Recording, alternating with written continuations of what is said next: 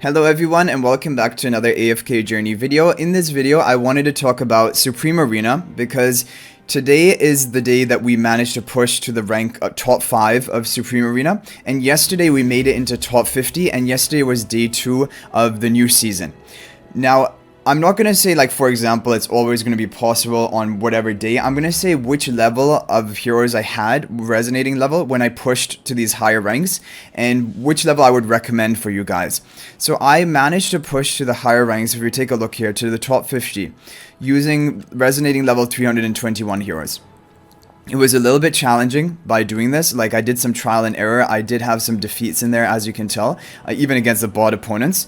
But it was doable, reaching level 321 resonating level. Before that, I think it would be very difficult. You would have to have really well-developed teams and, like, perfect strategizing. So I would honestly not even really recommend pushing hard until you actually reach level 331. Because once I got to level 331, things became a lot easier. Like, for example, today, at the beginning of today, I then pushed up to the rank top 5 and we were level 331 on the heroes, and then it was much easier to clear the bot opponents you're facing, because the bot opponents that you're fighting, they don't get stronger and stronger. Like, they kind of cap out at level 394. And so even at a level deficit, you can beat them, of course, because they're, like, not really properly developed heroes or good teams or anything. But you will need to be, in my opinion, level 331 or above is going to be safer for you. It's possible at level 321, maybe even possible before that, but that's kind of my recommendation. But then once you get to level 331 resonating level, what I recommend is you just go all in. You buy all the extra attacks you can do. I think you can buy up to 12 or 9. Yeah, daily attempts can go up to 12. And I think that daily attempts, and then you also have the free attempts, so overall there's 15 attacks. So you can rush and cheese the top ranks before people who are actually stronger than you can make it there. And then you can benefit a lot from the rewards from doing this. So it's something I recommend, because you're basically then going to be exchanging your diamonds by ranking up high. Number one, when you get the higher rank, you get, like, first time reaching that rewards, like a high amount of diamonds for getting to that rank, so that it kind of pays for itself. But also, you're going to get these season EXP hourglasses and a high amount of season tokens if you can push to the higher ranks. And you'll be able to probably hold this position for a couple more days until everyone gradually makes it here without using their paid attempts. Like, if they're just using free attempts, it's going to take them a while to get up here and catch up to you. So I think this is a really good strategy you can do, and this is what I've done. And my guildmate actually Splash, to show you just the potential of everything. He made it to rank 1 on day 2 of the new season. So yesterday he made it to rank 1. I made it to rank for top 5 today, and my other guildmate Wooster and maybe another guildmate of mine will try to make it to top 5 today as well. So it is doable on day 3, and on day 4 it should be doable by most people, even if, for example, you didn't buy any boosted levels for the noble path. Okay, and these season tokens are really valuable because you're going to be able to exchange them in the store. It's not linking me to the store here, but maybe through here it will. You can exchange them for soul stones, most importantly, which are really valuable. Right now it's only Elsa and Soren, so I recommend saving unless you don't have Elsa built and you're trying to work on her. But even then, there are going to be great heroes coming here. They have mentioned that the other heroes from Song of Strife season will be added with future updates. So I would recommend saving your currency and then going for the hero which is the most valuable, like Lily May if you don't have her, up to Supreme Plus probably, and Mikola if you don't have her up to Supreme Plus. Almas as well. Almas has been so dominant in the AFK stages. Like, the highest, the recommended formations are almost all the Almas Iron crowd control teams with Arden. They're, like, the best for pushing AFK stages at a high deficit. So Almas is going to be a key hero you'll want to develop on your account. So these are all going to be heroes which will be added to the shop, and that's why these season tokens are really valuable. And if you can get even just an extra few by doing this rush at the cost of your diamonds, it's going to be worth it. And the season EXP hourglass, this is what is limiting you right now. This will convert into training manuals, which you can level up your heroes further on your account, and that will help you compete everywhere, Dream Realm, even Supreme Arena itself. So that is why this is something I recommend. Now I'm going to talk about the teams that I use, and I'm going to show you the defenses I'm running right now.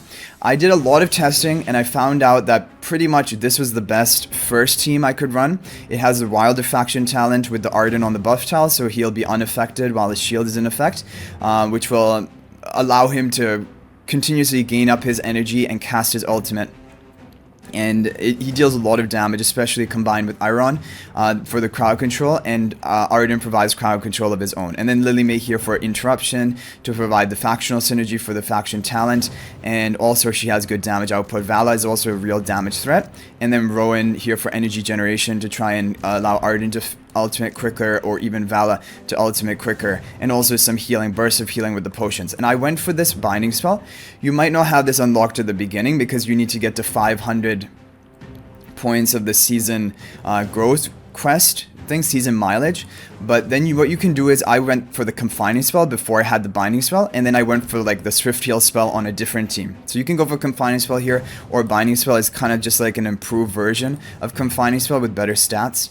Okay, now for the second team, this is what I was running. Now, if you don't have Scarlita, that's also fine. What I would recommend is running a team like this. You still have a good factional synergy, and you have Igor, which is great for stall type teams, because basically this team is about stalling out the opponent, but also having the kill threat of Floribel killing the opponents by gradually summoning her minions. It's kind of like a zoo team. One thing you might want to do is maybe swap the position around. This would protect Floribel more, but then Haywin is at more risk of being nuked down. I would probably recommend this formation if you're not going to be running Scarlita, because you need to then protect your damage source. Otherwise, well, you could still stall out the opponent, because if you're talking about defense, yeah, you can stall them out. But if you're going to go for offense, maybe run like this, and Floribel is more protected. But either way, Thorin to protect the Floribel, and you have Damien here for the continuous healing and haste buff, Haywin for more healing and damage reduction, providing the faction talent buff tile, and Floribel takes advantage of that, or even Haywin can take advantage of it. By not getting affected and having good attack speed, they're going to charge up their ultimates faster, and if either Haywin or Floribel cast an ultimate early in the match, it is going to give you a big advantage. And then Igor here, it would be good. He's another good stall hero. And if the opponent is trying to go for like a Vala strategy or Sylvina strategy, Igor can kind of interfere with that. And I went for the Verdant Spell. Verdant Spell is a very strong artifact. It provides really powerful class-based buffs. Like even for your tank, it provides damage reduction. For your supports, I think it provides... Can't remember exactly what it provided for supports. But for the warriors, I think it provides lifesteal. You can read all of the buffs that it provides in the artifact menu. But it's an overall really solid, really strong artifact. So I would definitely recommend running this on one team and then binding spell on the other if you have it. And then for the final team is my Mauler team. I did a lot of experimentation trying to... First I was using the Lily May Iron type crowd control team on this with the double energy tiles. But I found this was the best use of these tiles, having a Mauler team on it. So Coco will immediately cast ultimate for the damage reduction. Shakir will immediately cast ultimate to get into his wolf form for damage reduction as well for himself and nearby allies. And you have the rest of your team all grouped up by the Shakir, so hopefully they're all going to be getting the advantage of Shakir's buff in his wolf form, and then Smokey can also heal the Shakir. And then Bruce is going to teleport into the enemy team, and that is also good for you. So this is overall, I thought, a really good team, a good way to use the Maulers. And yeah, I mean, it is just... Maulers are a pretty good team. They're not the strongest team because, like, for example, if someone wanted to try to counter this defense, they could put a Sylvina here to jump on the Odie, or a Sylvina jumping on the Smokey. They're really susceptible to being killed. I know I have the damage reduction from Coco right at the beginning, so that's kind of like my hope about how I'll have a chance of actually even coming back from something like that. But this team is weak on defense. However, for me specifically, I don't really necessarily have better options to run. I basically have always like the potential to run 2 strong defenses, and then the third one is kind of like I just try to make do with what I have and make the most of it. I'm not really fully able to run even a Celestial Hypogean team because my Fresto is still a work in progress, and Fresto, Rainier, Scarlita together necessarily is not the strongest team. Like Scarlita would do better in that other team I showed you, and that's why I've just... For now, I'm not doing a Celestial Hypogean team. But I'm going to show you, if you guys have Celestial Hypogean heroes built up, what teams can you run? Because my 2 guildmates have also joined us in the top 5. So here are the teams that Wooster is running. Worcester has Dunlinger, but even if you don't have Dunlinger, you could run this first team with like Fresto, Diagonal, Scarlita. That would also be a strong team that you can run. He's gone for the 4 Celestial Hypogenes all in one team. Let's take a look at the lineup that he has here. So he has a Diagonal in the back with the Dunlinger protecting or giving him the exclusion from the Bell of Order effect so that he can cast his ultimate. And there is a Scarlita here for the shielding to protect him further, Ludovic for the healing, and then Taylene for the damage. So there's 2 actual damage threats here. So for example, even if you wanted to do something like currently my lineup is planning is Sylvina Vala onto the Diagonal. Even if you manage to kill a Diagonal, Taylene is still going to do a lot of damage. And so you're still like, are you actually going to be okay? I mean, you could swap it around and go for Sylvina onto Taylene, but then the problem is you kill Taylene and then she revives, and then you're not, like, you don't have the damage burst to kill the rest of the team, and she's still going to hit you hard. So definitely Diagonal teams are going to be great options for Supreme Arena. Either run Dunlinger with Diagonal or run Freestro with Diagonal, or even Thorin with Diagonal is fine.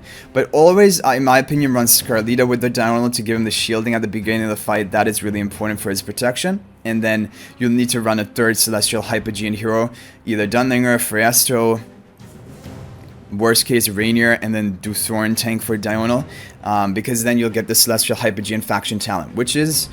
It is going to be insanely strong when we can upgrade it all the way to stage 4 to the maximum tier. It is going to be a really powerful effect. Even right now, it is going to be decently powerful with the continuous stuns onto your team. And he's gone for the lightning spell with Diagonal, which makes sense.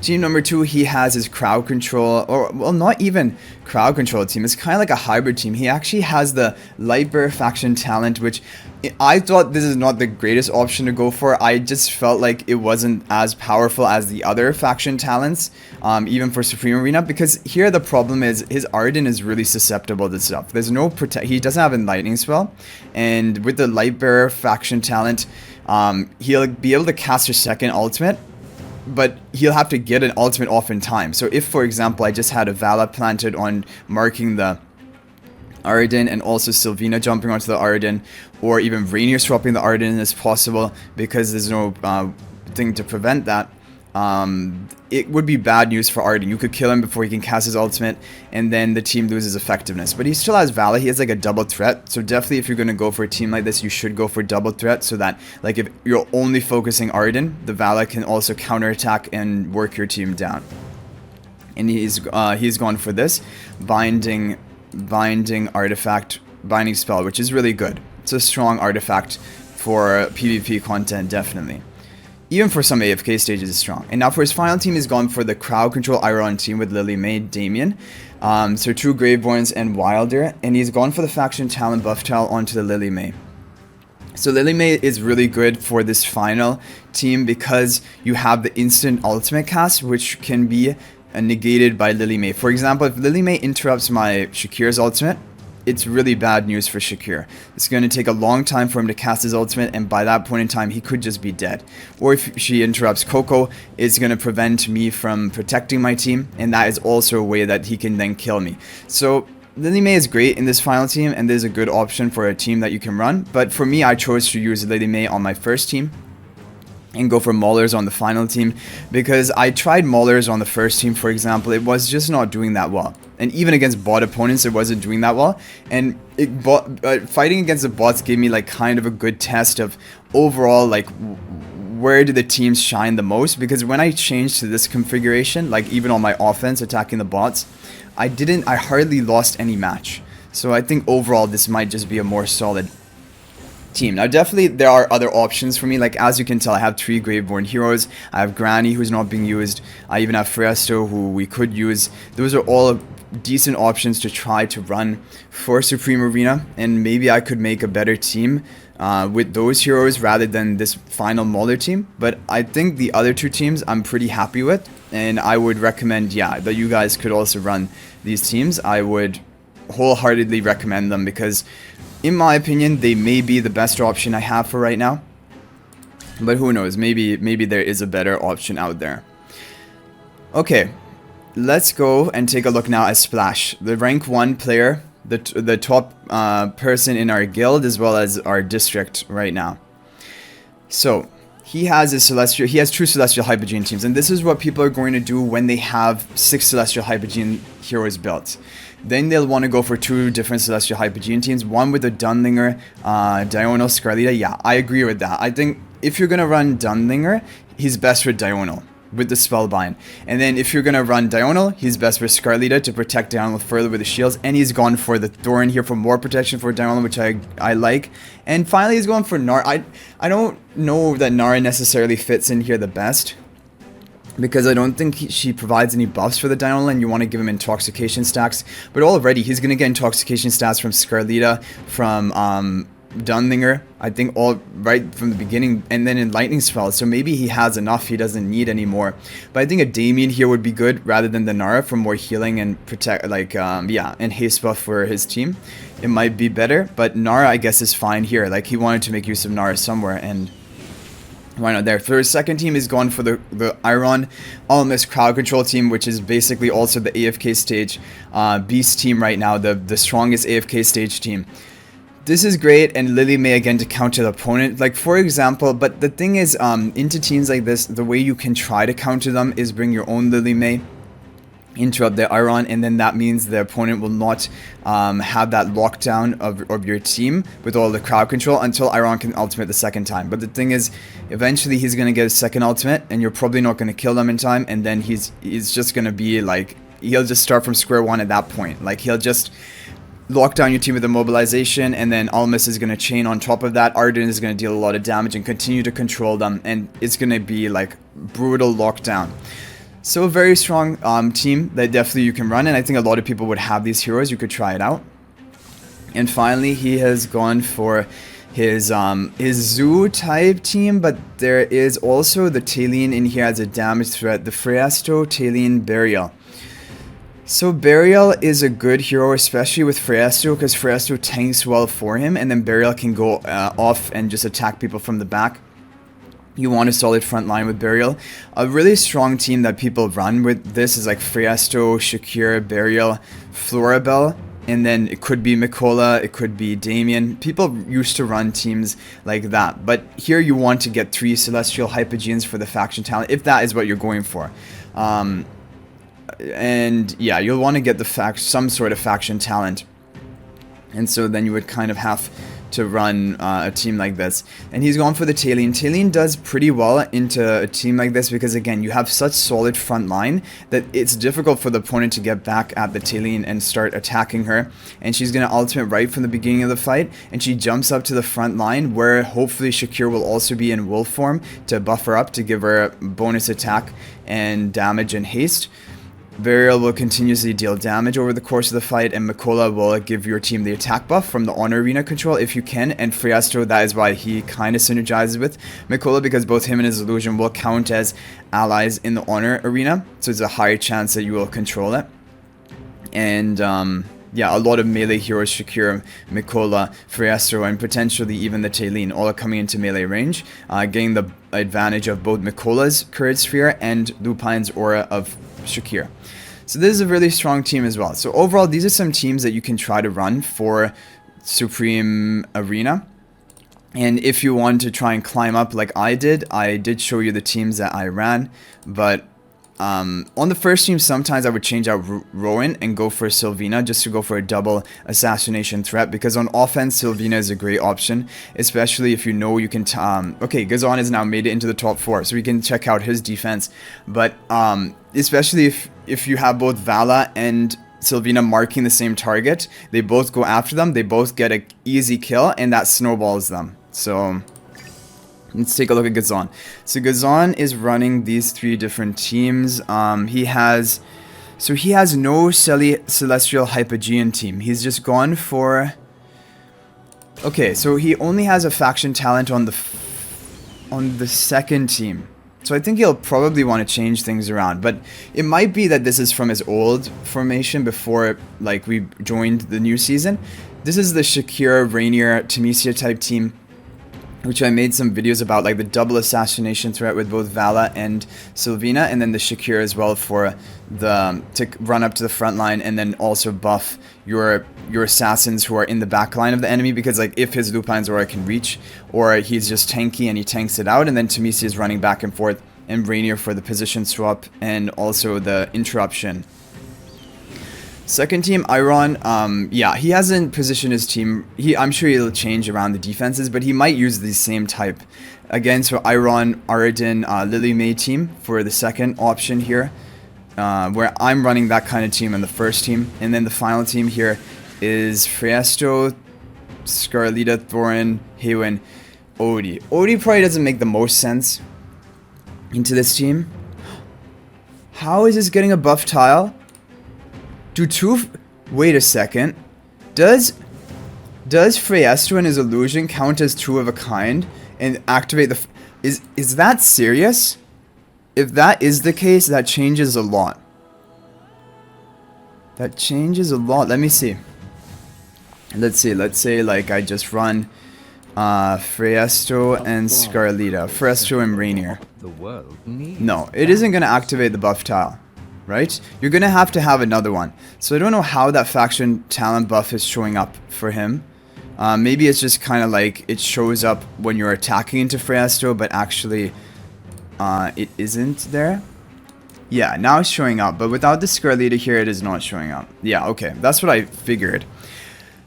Okay, anyway guys, hopefully this gave you a good idea of different Supreme Arena defenses you can try, and also you can use the same one, it's on offense to climb up higher. But the key takeaway is once you reach resonating level 331, you're going to be pretty safe to just climb all the way up, and you can use your diamonds for extra attacks just to get a head start on other people at a higher ranking and get these very valuable season tokens and also EXP hourglasses.